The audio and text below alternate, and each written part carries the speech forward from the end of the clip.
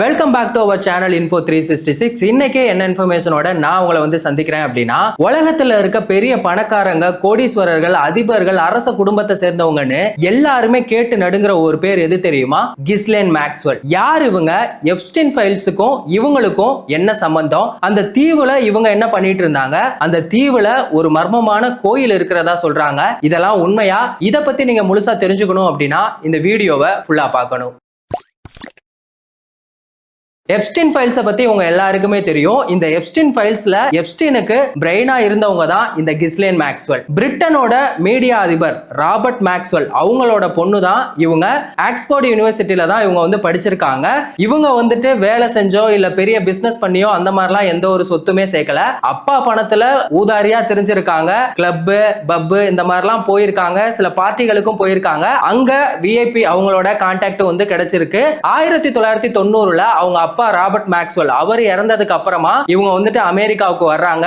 அப்பதான் வந்துட்டு எப்ஸ்டைனை மீட் பண்றாங்க. நாளடைவுல அவங்க ரெண்டு பேரும் வந்துட்டு என்ன ஆயிருக்கு, அவங்களுக்கு ரொம்ப நெருக்கமாயி அதுக்கப்புறமா ரெண்டு பேருமே வந்து லவ் பண்ணிருக்காங்க. இந்த லவ் பார்ட்னர் அப்படிங்கிற அந்த கான்செப்ட் கடைசியில எங்க போய் முடிஞ்சிருக்கு அப்படின்னு பாத்தீங்கன்னா கிரைம் பார்ட்னர் அளவுக்கு கொண்டு போய் விட்டுருக்கு. சரி, இந்த எப்ஸ்டைன் ஃபைல்ஸை பத்தி நம்ம பேசுவோம். உங்க எல்லாருக்குமே தெரிஞ்ச ஒரு விஷயம் தான், அமெரிக்க நீதிமன்றம் வந்து இப்ப ரீசெண்டா 35 லட்சம் பக்கங்கள் கொண்ட டாக்குமெண்ட்டை வந்து வெளியிட்டாங்க. அதுல 1 லட்சம் போட்டோ, 2000 வீடியோக்கள்னு ஏகப்பட்ட விஷயங்கள் இருந்துச்சு. 2019ல இந்த எப்ஸ்டைன் வந்துட்டு தூக்கு போட்டு இறந்து போனதா ஒரு சில பேர் சொல்றாங்க. இன்னும் சில பேர் வந்துட்டு மர்மமான முறையில இறந்து போனதா சொல்றாங்க.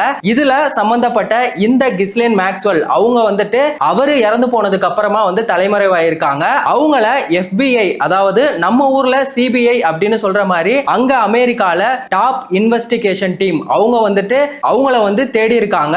2020 ஜூலைல தான் வந்துட்டு இந்த சம்பவம் நடந்துச்சு. அவங்க எங்க இருந்தாங்க அப்படின்னு பாத்தீங்கன்னா கடைசியில நியூயார்க்கோட ஷாம்ஷியார் அப்படிங்கிற மாகாணத்துல ஒதுக்குப்புறமா இருக்க ஒரு பண்ணை வீட்டுல தான் வந்து அவங்கள வந்து கண்டுபிடிச்சிருக்காங்க. அவங்க என்ன மாதிரியான ஒரு மாஸ்டர் பிளான் போட்டிருக்காங்க தெரியுமா? அவங்கள கண்டுபிடிக்க கூடாது அப்படிங்கிறதுக்காக அவங்க வச்சிருந்த போனை வந்துட்டு ஒரு அலுமினியம் பேப்பர்ல வந்து சுத்தி வச்சிருக்காங்க. சிக்னலே இல்ல அப்படின்னாலுமே அவங்கள வந்துட்டு கண்டுபிடிச்சு அவங்க வீட்டு கதவெல்லாம் உடைச்சு அவங்கள வந்துட்டு கைது பண்ணிருக்காங்க. அதுக்கப்புறமா 2022ல அவங்களுக்கு வந்துட்டு 20 வருஷம் ஜெயில் தண்டனையும் வந்து கொடுத்திருக்காங்க. சரி, ஓகே, இந்த எப்ஸ்டைன் வந்து இந்த கிஸ்லேன் மேக்ஸ்வெல் வந்துட்டு எப்படி யூஸ் பண்ணிருக்காங்க, என்ன மாதிரியான பிளான் போட்டிருக்காங்க அப்படிங்கறதையும் தெரிஞ்சுக்கலாம். பொண்ணுங்கள்ட்ட டைரக்டா ஒரு பையன் போய் பேசினா யாருமே நம்ப மாட்டாங்க அப்படிங்கிறதுக்காக இந்த கிஸ்லேன் மேக்ஸ்வெல் அவங்கள வச்சுட்டு இந்த ஸ்கூலு, கேம்ப் அங்கெல்லாம் போயிட்டு நான் வந்து உன் படிப்பு செலவெல்லாம் ஏத்துக்கிறேன், நான் உன்னை வந்து பத்திரமா பாத்துக்கிறேன் அப்படின்னு சொல்லி ஆசை வார்த்தை காட்டி அந்த மாதிரி தான் இந்த வலைக்குள்ள வந்து அவங்க விழ வச்சிருக்காங்க. அது மட்டும் இல்லாம பொண்ணுங்கள்ட்ட வந்துட்டு இந்த விஐபிகள் இருக்காங்கல்ல அவங்கள்ட்ட எல்லாம் என்ன மாதிரி பேசணும், எந்த மாதிரி எல்லாம் நடந்துக்கணும் அப்படின்னு சொல்லியும் வந்து சொல்லி கொடுத்ததாகவும் சொல்லி இதுல பாதிக்கப்பட்ட பெண்கள் வந்து சொல்லியிருக்காங்க.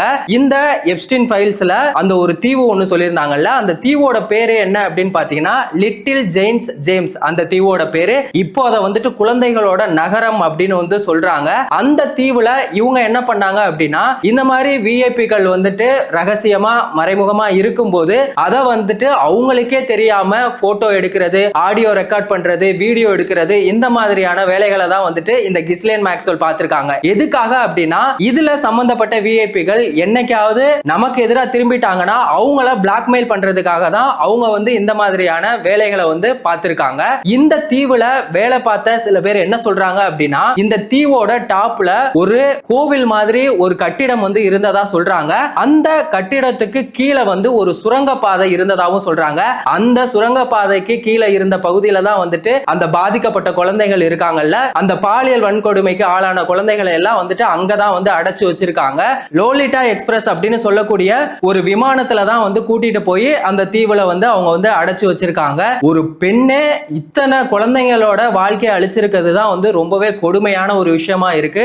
பாதிக்கப்பட்டவங்களும் அதை தான் சொல்லியிருக்காங்க. அவங்க என்ன சொல்லியிருக்காங்க அப்படின்னா அவங்க வந்து எங்களை மிரட்டல, எதுவுமே பண்ணல, இதெல்லாம் வந்துட்டு ரொம்ப சகஜம், நீங்க இதெல்லாம் வந்துட்டு அட்ஜஸ்ட் பண்ணி போங்க அப்படின்னு சொல்லி எங்களை வந்து ரொம்பவே வந்து பிரெயின் வாஷ் பண்ணாங்க அப்படின்னு சொல்லி பாதிக்கப்பட்ட அந்த இளம் பெண்கள் வந்து சொல்லியிருக்காங்க. இதை கேட்கறதுக்கே வந்துட்டு ரொம்பவே வேதனையா இருக்கு. இப்போ அவங்க என்ன சொல்றாங்க அப்படின்னா என்னோட தண்டனையை வந்து நீங்க குறைச்சிட்டீங்க அப்படின்னா இந்த எப்ஸ்டைன் ஃபைல்ஸ்ல இன்னும் வெளிவராத பல விஐபிகள் பத்தின உண்மையை வந்துட்டு நான் சொல்லுவேன் அப்படின்னு வந்து அவங்க சொல்லியிருக்காங்க. சோ அடுத்து இது சம்பந்தமா என்ன நடக்க போகுது அப்படிங்கறதெல்லாம் நம்ம வெயிட் பண்ணி பார்ப்போம். ஒரு பெண்ணே இத்தனை பெண்களோட வாழ்க்கையை சீரழிச்சதை பத்தி உங்களோட கருத்து என்ன அப்படிங்கிறதையும் இந்த எப்ஸ்டைன் தீவுல மறைக்கப்பட்ட ரகசியங்களை பத்தி நீங்க என்ன நினைக்கிறீங்க அப்படிங்கிறதையும் மறக்காம கமெண்ட் செக்ஷன்ல சொல்லுங்க.